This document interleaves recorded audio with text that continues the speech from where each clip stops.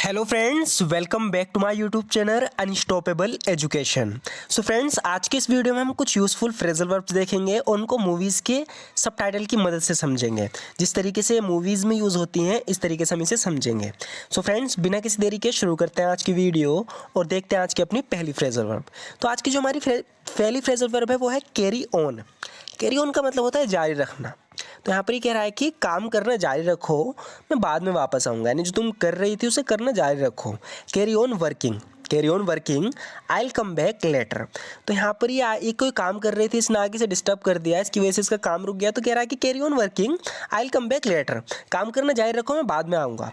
Carry on working, I will come back later, मैं बाद में वापस आऊँगा, तुम अपना काम जारी रखो। इस तरीके से भी हम कह सकते हैं कि अपना काम जारी रखो। Carry on with your work, carry on with your work, यानी अपना काम जारी रखो। Carry on with your work. दखल देने के लिए सॉरी, प्लीज़ जो आप कर रहे थे जारी रखो। इस तरीके से हम कह सकते हैं कि sorry to interrupt, please carry on with what you were doing. Sorry to interrupt, please carry on with what you are doing, यानी दखल देने के लिए सॉरी, प्लीज़ जो तुम कर रहे थे उसे करना जारी रखो। Sorry to interrupt, please carry on with what you were doing.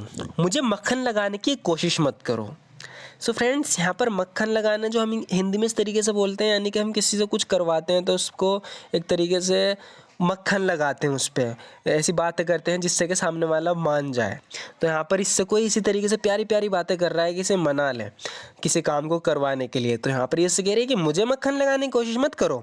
जैसे इंग्लिश में भी हम इसी तरीके से बोलते हैं। यहाँ पर जो हम फ्रेजल वर्ब का यूज़ करेंगे वो होगा बटर समवन अप, यानी बटर अप। तो कह रही है कि don't try to butter me up, don't try to butter me up, यानी मुझे मक्खन लगाने की कोशिश मत करो। Don't try to butter me up. मैं नहीं करने वाली जो तुम मुझसे करवाना चाहते हो। I am not gonna do what you want me to do, I am not gonna do what you want me to do, यानी मैं नहीं करने वाली जो तुम मुझसे करवाना चाहते हो। I am not gonna do what you want me to do. वो हमेशा बॉस को मक्खन लगाने की कोशिश करता है। अपने दोस्त के बारे में बता रही है कि वो हमेशा बॉस से प्यारी प्यारी बात, चिपड़ी चिपड़ी सी बात करता रहता है, यानी कि उन्हें अपना बनाने के चक्कर में। तो बता रही है कि वो हमेशा बॉस को मक्खन लगाने की कोशिश करता है। He always try to butter up the boss, he always try to butter up the boss, यानी वो हमेशा बॉस को मक्खन लगाने की कोशिश करता है। He always try to butter up the boss. Next देखते हैं फ्रेंड्स, यहाँ पर ये किसी के घर एकदम कैजुअली आ गया बिना इनवाइट के, मतलब इसे किसी ने इनवाइट नहीं किया था। इस तरीके से हम जब भी किसी के घर जाते हैं तो इसके लिए हम यूज़ करेंगे ड्रॉप बाय, यानी किसी को बिना बताए आ जाना, बिना इनविटेशन के उसके घर आ जाना, ऐसे कैजुअली मिलना आ जाना, किसी को देखना आ जाना। तो यहाँ पर ये कह रहा है कि I just wanted to drop by to say hi. तो यहाँ पर ये कह रहा है कि मैं बस ऐसे आना चाहता था हाय बोलने के लिए, यानी यहाँ से गुजर रहा होगा तो कह रहा है कि I just wanted to drop by to say hi, मैं बस ऐसे आना चाहता था हाय बोलने के लिए।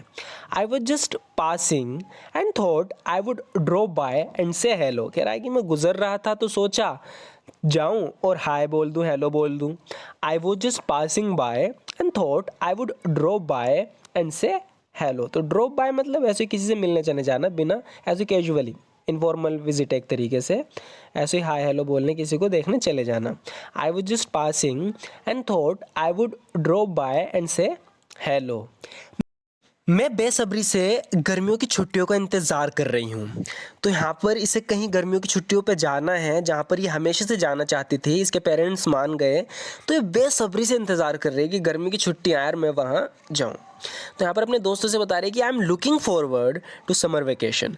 लुकिंग फॉरवर्ड टू, इसका मतलब होता है कि हम किसी चीज़ के लिए बहुत ज़्यादा एक्साइटेड हैं, बस उसका इंतज़ार कर रहे हैं बेसब्री से, यानी बहुत खुश हैं उसके लिए। तो कह रही है कि I am looking forward to summer vacation, मैं बेसब्री से गर्मियों की छुट्टी का इंतज़ार कर रही हूँ। I am looking forward to summer vacation. क्या तुम इस गर्मी की छुट्टी में कहीं जा रही हो? ये लड़का इससे पूछ रहा है कि are you going anywhere this summer vacation, are you going anywhere this summer vacation, क्या तुम इस गर्मियों की छुट्टियों में कहीं जा रही हो? Are you going anywhere this summer vacation. मैं इस गर्मी में विदेश जा रही हूँ, यानी किसी और देश में जा रही हूँ, विदेश। पहली बार ये विदेश जा रही है तो बड़ी खुशी कह रही है कि I am going abroad this summer, I am going abroad this summer, यानी मैं इस गर्मी में विदेश जा रही हूँ। ये जो समर है, जो गर्मियाँ आएंगी, इसमें मैं विदेश जा रही हूँ। I am going abroad this summer. उसमें दोस्त बनाने का हुनर है। अब ये मैंने पहले भी कई बार बताया है, किसी के अंदर कोई टैलेंट होना, कोई हुनर होना किसी चीज़ के लिए, तो इसके लिए हम बोलते हैं हैव अ नेक फॉर। जैसे कि यहाँ पर किसी लड़के के बारे में बता रही है कि he has a neck for making friends, यानी कि उसके पास ना हुनर है क्या करने का, दोस्त बनाने का। He has a neck for making friends. अगर मेरे पास खाना बनाने का हुनर है तो मैं कहूँगा I have a neck for cooking food, है ना। इस तरीके से कोई कह सकता है कि I have a neck for swimming, यानी मेरे अंदर टैलेंट है, हुनर है स्विमिंग करने का। तो यहाँ पर बात चल रही है दोस्त बनाने का। कोई लड़का है जो आसानी से दोस्त बना लेता है, तो उसके बारे में कह रही है कि he has a neck for making friends, यानी उसमें दोस्त बनाने का हुनर है। उसकी अपने क्लास में हर किसी के साथ बन जाती है, यानी वो किसी से नहीं लड़ता, जिससे भी बातचीत करता है उसी का हो जाता है, यानी कि उसकी हर किसी से अच्छे से बन जाती है, वो लड़ता वड़ता नहीं है, बहुत ही अच्छी आदत का है। He gets along with everyone in his class. He gets along, तो गेट अलोंग विद समवन का मतलब है कि उससे तुम्हारी बन रही है, अच्छा रिश्ता है, कोई लड़ाई झगड़ा नहीं है, मतलब आपस में तुम्हारी अच्छे से बन जाती है। If you get along with someone, तो यहाँ पर उसके बारे में बता रहे कि he gets along with everyone in his class, यानी अपनी क्लास में उसकी हर किसी के साथ बन जाती है, किसी से लड़ाई नहीं होती उसकी। He gets along with everyone in his class. Tom इतना इंटेलिजेंट है कि वो क्लास में सबसे अलग दिखता है। यहाँ पर भी वो इसी की तारीफ कर रहा है, ये भी उसी लड़के की तारीफ कर रहा है, कह रहा है कि Tom is so intelligent that he stands out in class. Stand out, if something stand out, इसका मतलब है कि वो अलग ही है। इफ़ यू स्टैंड आउट, मत कहने का मतलब है कि तुम अलग ही दिख रहे हो बिल्कुल। तो यहाँ पर टॉम के बारे में बता रहा है कि Tom is so intelligent, Tom इतना इंटेलिजेंट है that he stand out in class, कि वो क्लास में अलग ही दिखता है। अलग ही दिखना, सबसे भीड़ से अलग होना, इसके लिए यूज़ करेंगे स्टैंड आउट का। तुम हमेशा अच्छे आइडियाज़ के साथ आती हो।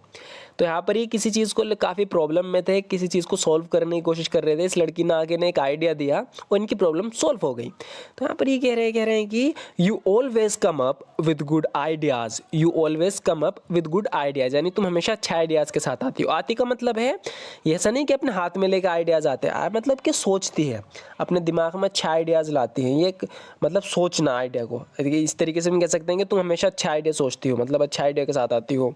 You always come up with good ideas. So friends, आज की वीडियो में बस इतना ही। आप ज़रूर बताना आपको ये वीडियो कैसी लगी। इसमें से काफ़ी जो फ्रेजल वर्ब थी वो हम पहले ही बता चुके हैं, लेकिन बार बार बताने का सिर्फ एक ही मकसद होता है, क्योंकि फ्रेजल वर्ब को समझना एक बार में नहीं आती है समझना। जब इनको बार बार हम रिपीट करेंगे और नए नए एग्जाम्पल्स के साथ देखेंगे तो इन्हें हम तभी बोल पाएंगे अपनी डे टू डे लाइफ में।